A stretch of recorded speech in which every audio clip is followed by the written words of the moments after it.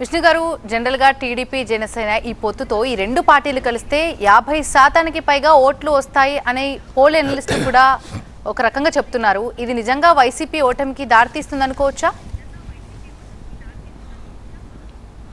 Madam first మన political analysis ఏంటంటే అనేక సంవత్సరాలుగా అనేక ఎన్నికల్లో జరిగినటువంటి దీనండి మనం ఒకసారి గమనిస్తే ఓటు ట్రాన్స్ఫర్ అనేది ఈ పొత్తులు సంభవించినటువంటి సందర్భంలో ఓటు ట్రాన్స్ఫర్ అనేది ఖచ్చితంగా జరగదు.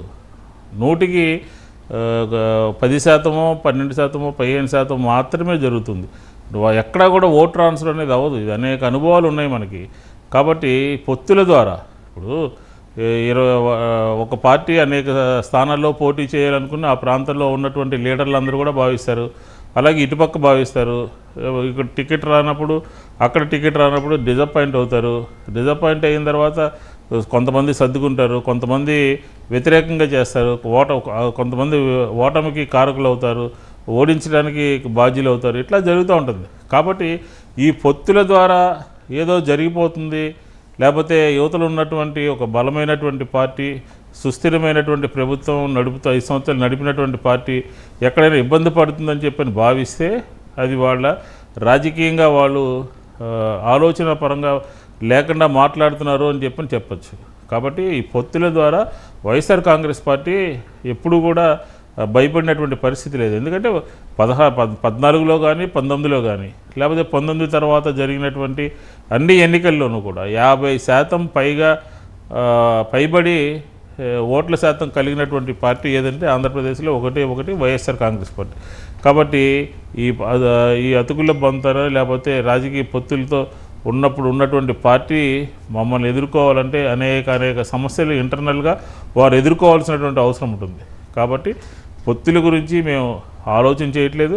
మేము ఖచ్చితంగా వ్యక్తిగతంగానే ఒక్కళ్ళమే వెళ్తాము. రాజకీయంగా ఒక పార్టీ ఎన్నికల్లో పోటీ చేస్తుంది జగన్మోహన్ రెడ్డి గారి నాయకత్వంలో అని చెప్పని ఆలోచన చేస్తున్నాం. కాబట్టి అందుకనే మా బలం మీరు చూశారు కదా, చంద్రబాబు నాయుడు గారు 2-3 నెలల క్రితం నుంచే పిలుస్తుందిరా అని, లేకపోతే యోగాళమని, లేకపోతే రాజుగారు మీ క్వశ్చన్స్ అడగండి. నమస్తే మేడం గారు. నమస్తే సార్ విష్ణు గారు.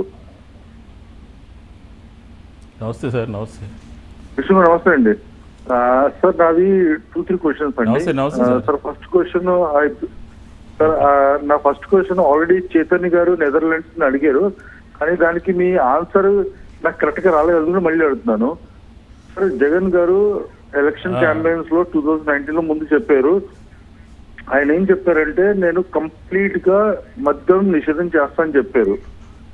ఆయన చెప్పిన మాట మేనిఫెస్టోలో పెట్టలేదు. సో ఇప్పుడు మేము ఏమనుకోవాలి సార్? ఆయన మాట విలువ అనుకోవాలా, మేనిఫెస్టో విలువ అనుకోవాలా? నా ఫస్ట్ క్వశ్చన్ అది సార్. ఆయన మాట తప్పను మడం తిప్పను అన్నారు, first thing. Second thing sir, ఆయన నేను ఉద్యోగాల కోసం అని చెప్పారు. ప్రతి సంవత్సరం జాబ్ క్యాలెండర్ రిలీజ్ చేస్తా అన్నారు, 2 లక్షల ఉద్యోగాలు ఇస్తా అన్నారు. ఈ రోజు సార్ మన ఆంధ్రప్రదేశ్ లో చూస్తే ఉద్యోగాలు చాలా మంది రోడ్డు మీద ఈ రోజు కూడా ధర్నాలు చేస్తున్నారు. మెగా డిఎస్సీ రిలీజ్ ఇవ్వని చెప్పి చేస్తున్నారు. సో ఆ ఉద్యోగాలది అదొకటి clear sir. Second thing sir, మన ఇప్పుడు ఆంధ్రప్రదేశ్ మీరే మన జిల్లా చెప్తున్నాం సార్. మన కృష్ణా, వెస్ట్ గోదావరి, ఈస్ట్ గోదావరి జిల్లాల్లో రోడ్డు పరిస్థితులు అధ్వానంగా ఉంది సార్.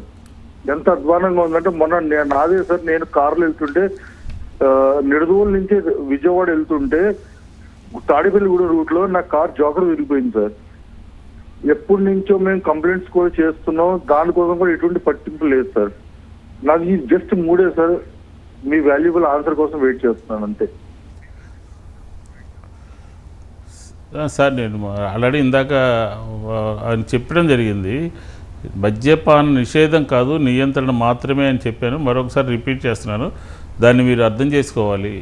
ఎందుకంటే మద్యపాన నిషేధం అంటే పక్క రాష్ట్రాల నుంచి నెంబర్ 2 వచ్చేస్తుంది, నానా గందరగోళం వస్తుంది, క్రైమ్ రేట్ పెరుగుతుంది, ఇవన్నీ కూడా ఉంటాయి. ఎందుకంటే మేము అన్నీ ఆలోచించి మేనిఫెస్టోలో పెడతాం. మేనిఫెస్టోలో ఏం పెట్టామో ఒకసారి చూడండి. అంతే తప్ప మద్యపాన నిషేధం లేదు, నియంత్రణ మాత్రమే. అందుబాటులో లేకుండా చేయటం, అధిక ధరలు, తర్వాత బెల్ట్ షాపులు అన్నీ కూడా తీసాము.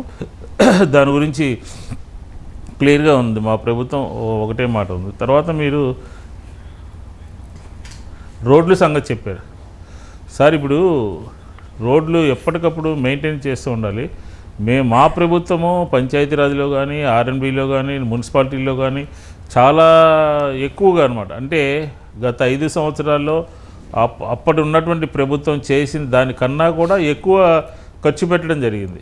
ఇంకా ఎక్కడన్నా ఉంటే రాబోయే నెక్స్ట్ 5 ఇయర్స్లో కూడా రోడ్లు బాగు చేయటము, రోడ్లకు ఒక ప్రాధాన్యత ఇవ్వటము ఖచ్చితంగా మా ఎజెండా రేపు రాబోయేటటువంటి మేనిఫెస్టోలో కూడా ఉంటుందని చెప్పి నేను అనుకుంటా ఉన్నాను. రోడ్లది అత్యంత ప్రాధాన్యత ఇవ్వడం జరుగుతుంది. మేము గత ప్రభుత్వం కన్నా 3 ఇంతలు ఎక్కువ ఖర్చు పెట్టాం రోడ్ల మీద. సిటీస్ చూసుకోండి మీరు, ఎక్కడ విశాఖపట్నం కానీ, కాకినాడ కానీ, రాజమండ్రి కానీ ఇంటర్నల్గా కొన్ని రోడ్స్ ఎక్కడైనా బాగాలేదు, కానీ మొత్తం ఆంధ్రప్రదేశ్లో గత ప్రభుత్వం కన్నా ఎక్కువగానే రోడ్ల మీద డబ్బులు ఖర్చు పెట్టడం జరిగింది.